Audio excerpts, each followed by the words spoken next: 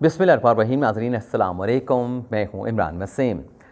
नाज़रीन आज 27 मई है, दिन है जुमातुल मुबारक का और साल 2022। नाज़रीन आज के प्रोग्राम में दो बड़ी अहम ख़बरें आप नाज़रीन के साथ शेयर करेंगे। पहली ख़बर में आप नाज़रीन को ये बताएंगे कि वफाकी हुकूमत ने कौन सा बड़ा सियासी छक्का लगाया है और इस सियासी छक्के में पाकिस्तान तहरीक-ए-इंसाफ के रहनुमा सदर मुमलिकत आरिफ अलवी का क्या किरदार है और ये मामला क्या है,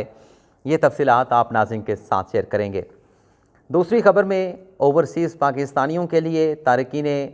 वतन के लिए एक खुशखबरी है, वो खुशखबरी आप नाज़रीन के साथ शेयर करेंगे। और प्रोग्राम के आखिर में बहुत सारे दोस्तों की जानिब से कहा गया कि जो हुकूमत की जानिब से पेट्रोलियम मसनूआत की कीमतों में इजाफ़ा किया गया है, इस पर भी बात करें, तो इस मौजू पर भी आप नाज़रीन के साथ जो मेरी इनपुट है वो आप नाज़रीन की खिदमत में पेश करेंगे। तो पहली ख़बर से नाज़रीन गुफ्तगू का आगाज़ करते हैं और आपको बताते हैं कि हुक्मरान इत्तेहाद ने कौन सा सियासी छक्का मारा है और इस सियासी छक्के में PTI के रहनुमा सदर मुमलिकत आरिफ अलवी का डायरेक्टली इनडायरेक्टली रोल क्या है। जैसा कि आप नाज़रीन को मालूम है कि कल हुकूमत की जानिब से कौमी असम्बली का जो इजलास था उसमें दो बड़े अहम कानून जो है, दो बड़े अहम बिल जो है वो मंजूर करवाए गए। एक तो हुकूमत ने ये कानून पास करवाया कि आइंदा इंतखाबात में इलेक्ट्रॉनिक वोटिंग मशीन का इस्तेमाल नहीं होगा, और इसी बिल के अंदर जो एक इंटरनेट वोटिंग का एक ऑप्शन कानून साजी साबिक़ हुकूमत करके गई थी कि जो ओवरसीज़ पाकिस्तानी हैं उन्हें इंटरनेट वोटिंग की सहूलत दी जाए। तो ये दोनों जो मामलात थे, कल की कानून साजी के ज़रिए इन मामलात को ख़त्म कर दिया गया। दूसरा जो बिल हुकूमत ने कौमी असम्बली से मंजूर करवाया वो नाज़रीन नैब तरमीमी बिल था। अब ये कानून कल हुकूमत ने कौमी असम्बली से पास करवाए और आज ये दोनों बिल जो है वो सेनेट से भी मंजूर करवा लिए गए। तो एक तरीके से अब ये इंतखाबी इस्लाहात जिसमें EVM को निकाल दिया गया है, इंटरनेट वोटिंग को निकाल दिया गया है, और जो नैब के कानून में 25 तरमीम की गई हैं, ये पार्लियामेंट से पास होने के बाद बज़ाहिर कानून बन चुका है और अल्टीमेटली इस पर जो दस्तखत होना है, जो आखिरी अप्रूवल है, वो सदर मुमलिकत आरिफ अलवी ने देनी है। लेकिन आज ख़बर जो आपके साथ मैं शेयर करने जा रहा हूँ, ख़बर यह है कि हुकूमत के जहन में ख़दशा ये था कि अगर हम ये दोनों बिल जो हैं, नैब की जो तरमीम हैं और जो इलेक्शन रिफॉर्म से मुतल्लिक बिल है, ये अगर हम कौमी असम्बली से भी मंजूर करवा लेते हैं और सेनेट से भी पास करवा लेते हैं, तो अल्टीमेटली इसकी जो अप्रूवल है वो सदर मुमलिकत आरिफ अलवी ने देनी है और सदर साहब के दस्तखत के बाद ये जो दोनों बिल हैं वो कानून की हैसियत अख्तियार कर जाएंगे। लेकिन नाज़रीन हुकूमत के जहन में ये ख़दशा मौजूद था कि अगर ये जो बिल हैं, क्योंकि आइन नाज़रीन ये कहता है कि जो भी कानून पार्लियामेंट पास करती है, जो कौमी असम्बली से मंजूर हो जाए, सेनेट से पास हो जाए, तो वह सदर मुमलिकत के पास जाता है और सदर मुमलिकत ने नाज़रीन आइन के तहत जो है वो 10 दिन के अंदर, इस कोई भी कानून अगर जाता है तो 10 दिन के अंदर उस पर फैसला करना होता है,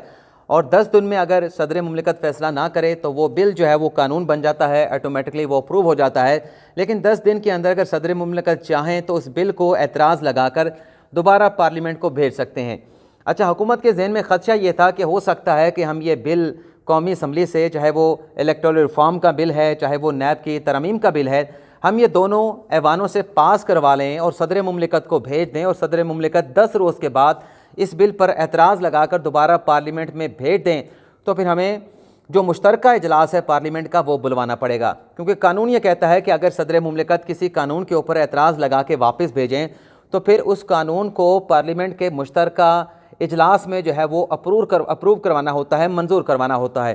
तो हुकूमत ये देख रही थी कि अगर सदर साहब ने ये दोनों बिलों पर एतराज़ लगा दिया और फिर उसके बाद अगर हमने रिक्वेस्ट किया सदर साहब को, अगर हमने समरी भिजवाई कि आप पार्लियामेंट का मुश्तरका इजलास बुलवाएं, तो हो सकता है कि सदर मुमलिकत जो है वो पार्लियामेंट का इजलास ना बुलवाएं और इस मामले को उसी तरीके से लिंगर ऑन किया जाए जिस तरह से गवर्नर पंजाब को हटाने का मामला था, या फिर जो सूबों के गवर्नर की तैनातियाँ हैं वहाँ पर ताख़ीर की जा रही है। तो इस तरह के मामलात सामने आ सकते हैं। सदर मुमलिकत जो पाकिस्तान तहरीक-ए-इंसाफ के रहनुमा हैं, उनके टिकट के ऊपर MNA भी बन चुके हैं माजी में, तो इसमें वो कुछ वक्त ले सकते हैं, मामले को जो है वो तवालत दे सकते हैं। तो इस खदशे के पेश नज़र नाज़रीन हुकूमत ने चाल ये चली, हुकूमत ने प्लान ये किया कि क्यों ना ये बिल कौमी असम्बली और सेनेट से मंजूर करवाने से पहले ही एक समरी सदर मुमलिकत को भेजी जाए और उसमें ये रिक्वेस्ट की जाए کہ صدر صاحب جو ہے پارلیمنٹ کا مشترکہ اجلاس بلائیں۔ تو خبر ناظرین یہ ہے کہ یہ دونوں بل قومی اسمبلی سے پاس کرانے سے پہلے چند ہفتے پہلے ایک سمری جو ہے وہ ایک ریکوزیشن جو ہے وہ صدر مملکت کو بھیجی گئی، جس میں یہ کہا گیا کہ جو ملکی سیاسی حالات ہیں، ملکی معاشی صورتحال ہے، اس پر مشترکہ اجلاس میں بحث کروانی ہے، اس پر جو ہے وہ غور و خوض ہونا ہے، تو صدر صاحب سے ریکویسٹ کی کہ آپ پارلیمنٹ کا مشترکہ اجلاس بلائیں۔ اچھا، یہ سمری بھیجنے کے بعد ذرا یہ بتاتے ہیں کہ اس سمری کو بالکل پرسو نہیں کیا گیا، کسی طرح سے سٹریس نہیں کیا گیا کہ کوئی کانوں کان صدر مملکت صاحب کو بھنک نہ پڑے، کوئی ایسا ان کو کلو نہ ملے کہ یہ مشترکہ اجلاس کو بلانے کا دراصل مقصد کیا ہے۔ اور اب ناظرین ذرا یہ بتا رہے ہیں کہ دراصل یہ مشترکہ اجلاس اس لیے بلایا گیا تھا کہ آج قومی اسمبلی میں جو قانون پاس کروایا گیا ہے الیکٹورل ریفارم کے حوالے سے، نیب ترامیم کے حوالے سے، جو کل کی ہمارے پاس خبر تھی اور آج سینٹ سے بھی ان دونوں بلوں کو منظور کروا لیا گیا ہے، تو حکومت یہ دیکھ رہی تھی کہ اگر صدر صاحب اعتراض لگائیں اور اس کے بعد پارلیمنٹ کا مشترکہ اجلاس بلانے کے حوالے سے انکار کر دیں یا معاملے کو طوالت دینے کی کوشش کریں تو بہتر ہے اس سے پہلے ہی پارلیمنٹ کا مشترکہ اجلاس بلوا لیا جائے۔ تو کل پارلیمنٹ کا مشترکہ اجلاس ہوا جسے 7 جون تک جو ہے وہ ملتوی کر دیا گیا ہے۔ یعنی اب اگر یہ جو الیکٹورل ریفارم کا بل ہے، جو نیب ترامیم کا بل ہے، یہ صدر صاحب کو بھیجتے ہیں اور وہ چلا جائے گا آج کیونکہ سینٹ نے بھی منظور کر لیا ہے، تو صدر صاحب نے 10 دن کے اندر اس بل کو منظور کرنا ہے، اور اگر وہ منظور نہیں کریں گے تو اسے واپس بھجوایا جائے گا کہ پارلیمنٹ کے مشترکہ اجلاس سے پاس کروایا جائے۔ تو اب صدر صاحب کے پاس یہ آپشن نہیں ہے کہ وہ پارلیمنٹ کا اجلاس بلانے کے حوالے سے کسی قسم کا اپنا رول یا معاملے کو طوالت دے سکیں، کیونکہ کل جو پارلیمنٹ کا مشترکہ اجلاس ہوا ہے اسے 7 جون تک ملتوی کیا گیا ہے، یعنی غیر معینہ مدت تک اسے ملتوی نہیں کیا گیا، اور بال جو ہے حکومت کی کورٹ میں ہے، اسپیکر کی کورٹ میں ہے، اور جب تک چاہیں اس پارلیمنٹ کے مشترکہ اجلاس کو وہ چلا سکتے ہیں، تاریخ دے سکتے ہیں۔ اب صدر صاحب کے ہاتھ سے یہ گیم، یہ معاملہ نکل چکا ہے، تو اس چیز کے پیش نظر یہ حکمت عملی بنائی گئی کہ یہ بل ہم نے منظور کروانے ہیں، اس میں کسی قسم کی رکاوٹ نہ آئے، اگر صدر مملکت کے ساتھ چاہیں بھی تو سموتھلی یہ بل پارلیمنٹ سے پاس ہو جائیں، اور اگر پارلیمنٹ کے معاملے میں کوئی خلل آتا ہے، کوئی رکاوٹ آتی ہے، تو معاملہ اگر پارلیمنٹ میں جاتا ہے، مشترکہ پارلیمنٹ کے سیشن میں جاتا ہے، تو وہاں سے بھی بڑی آسانی کے ساتھ اس کو پاس کروایا جا سکے۔ اب یہ بل بھجوا دیے گئے ہیں اور صدر صاحب نے کوئی اعتراض لگایا تو پھر 7 جون کا مشترکہ اجلاس حکومت کے پاس موجود ہے، اس میں ان بلوں کو بڑی بآسانی جو ہے وہ پاس کروا لیا جائے گا۔ ایک تو یہ خبر آپ کے ساتھ ہم نے شیئر کرنی تھی۔ دوسری جو ناظرین خبر ہے، کل یہ جو الیکٹورل ریفارم اور نیب ترامیم کے بل قومی اسمبلی سے منظور کروائے گئے، تو اس پر کافی زیادہ خاص طور پہ جو اوورسیز پاکستانیوں کو جو انٹرنیٹ ووٹنگ اور الیکٹرانک ووٹنگ مشین کو ختم کیا گیا، اس پر خاصا زیادہ ری ایکشن آیا ہے۔ تو آج جو پریس کانفرنس کی گئی ہے اپنا وزیر قانون اپنا اعظم مزید تارڑ کی جانب سے، جس میں کامران مرتضیٰ جو کہ جمعیت علماء اسلام فے کے سینیٹر ہیں، اور ان کے ساتھ پیپلز پارٹی کے رہنما فیصل کریم کنڈی بھی موجود تھے، اس معاملے کی انہوں نے وضاحت کرنے کی کوشش کی۔ پریس کانفرنس میں ناظرین یہ کہا اعظم مزید تارڑ نے کہ یہ تاثر غلط ہے کہ ہم نے اوورسیز پاکستانیوں کا جو رائٹ ٹو ووٹ ہے اس کو ختم کر دیا ہے۔ اعظم مزید تارڑ نے کہا کہ یہ حق جو ہے ابھی بھی ان کے پاس موجود ہے،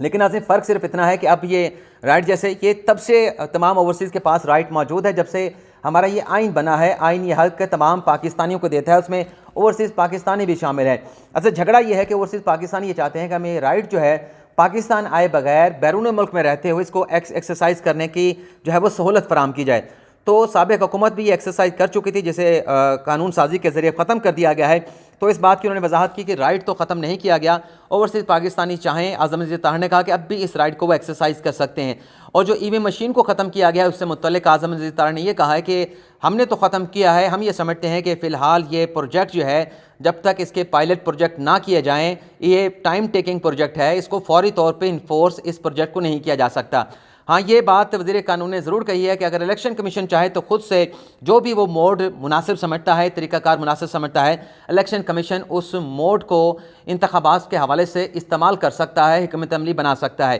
اب اس میں اوورسیز پاکستانیوں کے ناظرین خوشخبری یہ ہے کہ جو اعظم مزید تارڑ نے آج کی پریس کانفرنس میں سنائی ہے کہ ایک تو ہم نے اوورسیز پاکستانیوں کا جو رائٹ ٹو ووٹ ہے اس کو ختم نہیں کیا، ای وی ایم کی مشین کا اختیار ابھی بھی الیکشن کمیشن کے پاس ہے، اگر وہ خود سے چاہے تو الیکٹرانک ووٹنگ مشین کو استعمال کر سکتے ہیں۔ لیکن ایک جو بات اعظم مزید تارڑ نے کی ہے کہ ہم یہ چاہ رہے ہیں کہ جو اوورسیز پاکستانی ہیں ان کی پارلیمنٹ میں جو نمائندگی ہے اس کو یقینی بنایا جائے کہ ووٹ کا حق تو ہم انہیں دیں گے ہی، ان کے پاس موجود ہے، کس طریقے سے استعمال کرنا ہے یہ بھی ہم کوشش کریں گے کہ جلد از جلد اس کا بھی کوئی راستہ نکالا جائے۔ لیکن اگلی جو انہوں نے بات کی کہ ہم یہ چاہتے ہیں کہ اوورسیز پاکستانی بجائے اس کے صرف اپنا ووٹ کا جو رائٹ ہے اس کو ایکسرسائز کریں، بلکہ اوورسیز پاکستانیوں کو قومی اسمبلی میں بھی حصہ دیا جائے، ان کی مخصوص نشستیں وہاں پہ مختص کرتی جائیں، سینٹ میں بھی مختص کرتی جائیں۔ اور ہم یہ کہا اپنا اعظم عزیز تارا نے کہ ہم یہ قانون سازی کرنا چاہتے ہیں، اور عمران خان صاحب سے بھی کہیں گے کہ وہ پارلیمنٹ میں آئیں، ہم اس حوالے سے آئینی ترمیم کرنے کا یا وہ چاہتے ہیں تو اپوزیشن جب وہ ہمارے ساتھ تعاون کریں تو یہ قانون سازی کر کے، آئین میں ترمیم کر کے، جو اوورسیز پاکستانی جو پاکستان کے لیے بڑا درد رکھتے ہیں، بڑا کرب رکھتے ہیں، پاکستان کے لیے بڑا ان کے دلوں میں پیار ہے، تو انہیں ہم پارلیمنٹ میں لانا چاہتے ہیں۔ تو یہ ایک بڑی اچھی چیز ہوگی اگر اس کے اوپر تمام سیاسی جماعتیں متفق ہو جاتی ہیں، تو اوورسیز جو پاکستانی ہیں نہ صرف انہیں رائٹ ٹو